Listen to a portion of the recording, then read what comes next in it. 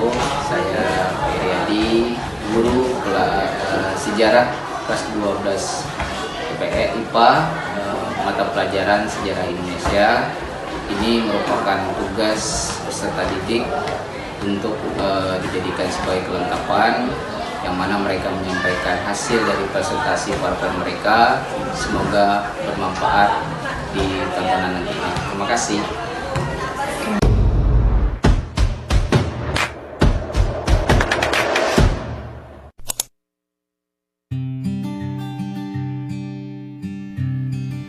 Assalamualaikum warahmatullahi wabarakatuh. Halo Semanda Squad, apa kabar kalian semua? Semoga sehat selalu. Nah, pada kali ini saya akan menyampaikan isi materi dari presentasi kami, yaitu sistem dan struktur ekonomi dan sistem politik pada masa Kabinet Sukiman. Jadi di sini kami akan membahas seputar Kabinet Sukiman.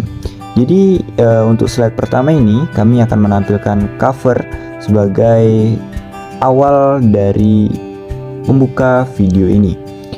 Nah, untuk slide keduanya, kami sudah mengutip kata-kata dari Raden Ajeng Kartini nih, bahwa tidak ada sesuatu yang lebih menyenangkan selain menimbulkan senyum di wajah orang lain, terutama wajah yang kita cintai. Asik. Selanjutnya untuk slide ketiga. Di sini kami tampilkan daftar slide, yang mana ini merupakan slide yang akan kami bahas. Kemudian untuk selanjutnya, di sini kami tampilkan slide yang berisi orang-orang yang akan menjelaskan mengenai materi ini atau yang ikut menyusun seputar materi ini.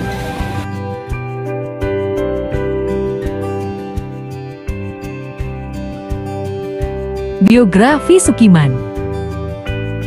Sukiman adalah Perdana Menteri Indonesia yang ke-6 yang menjabat pada tanggal 27 April 1951 sampai 3 April 1952 dan memimpini kabinet yang dikenal dengan nama Kabinet Sukiman Suyarjo, tokoh politik dan perjuangan kemerdekaan Indonesia yang juga dikenal sebagai tokoh Masyumi, Majelis Suryo Muslim Indonesia. Lahir di Sewu, Solo tahun 1898 dari keluarga yang taat beragama. Setelah usianya mencukupi, ia masuk ke LS, kemudian melanjutkan ke Stovia, sekolah kedokteran di Jakarta. Pada usia 29 tahun, ia lulus dari Universitas Amsterdam, bagian kesehatan. Selama menuntut ilmu di negara itu, ia mengalami masalah sosial, politik, dan kebudayaan. Karena pencapaiannya, ia terpilih menjadi Ketua Perhimpunan Indonesia pada tahun 1925. Ini dia gambaran foto Sukiman. Selanjutnya kita bisa lihat di sebelah sini susunan kabinet, yaitu Perdana Menteri Sukiman Suyarjo dan Wakil Perdana Menterinya Suyarjo. Program Kabinet. Program Kabinet. Bidang keamanan menjalankan tindakan-tindakan yang tegas sebagai negara hukum untuk menjamin keamanan dan ketentraman.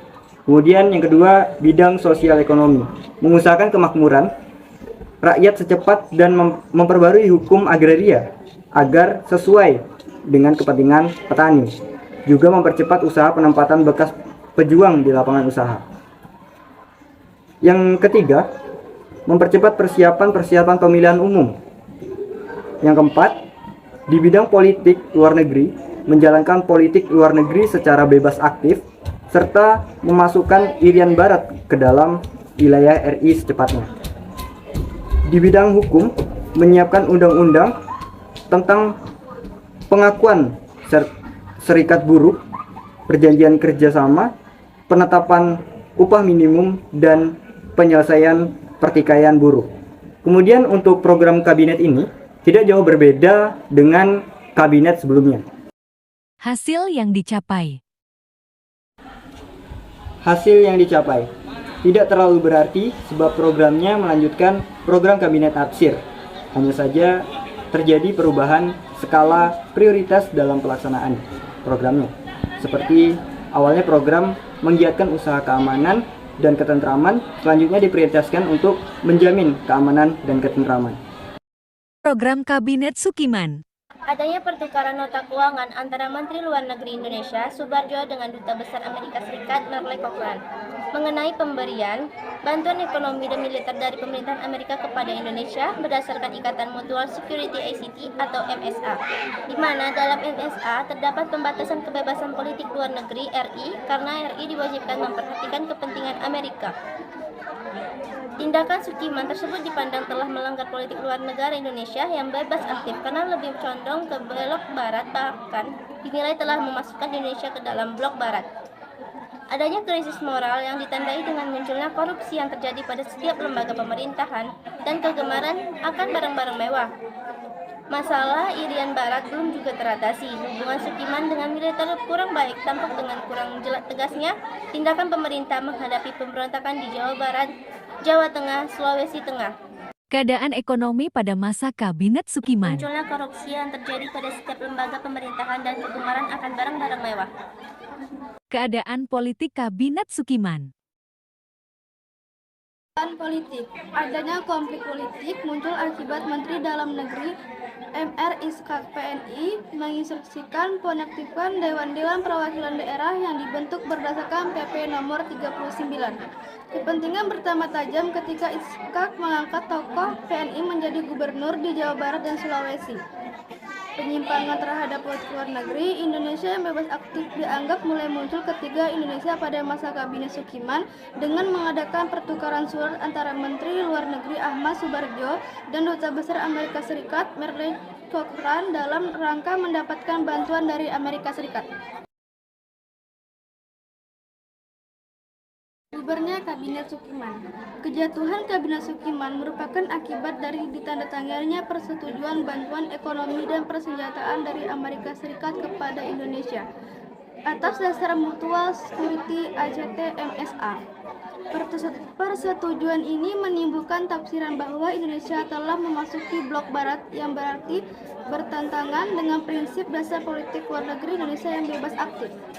Muncul pertentangan dari Masyumi dan PNI atas tindakan Sukiman sehingga mereka menarik dukungannya kepada Kabinet Sukiman tersebut.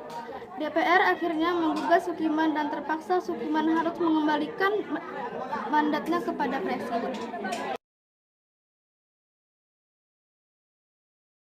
Kesimpulan dari video ini adalah Kabinet Sukiman sampai Suwirjo merupakan kabinet kedua setelah pembubaran negara Republik Indonesia Serikat.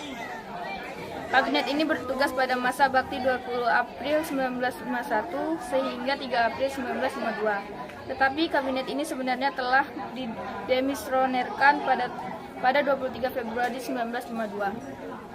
Kabinet Sukiman juga tidak dapat bertahan lama. Masalah utama yang menjadi penyebab jatuhnya Kabinet Sukiman adalah pertukaran antara Menteri Luar Negeri Ahmad Subarjo dan Duta Besar Amerika Merle Cochrane.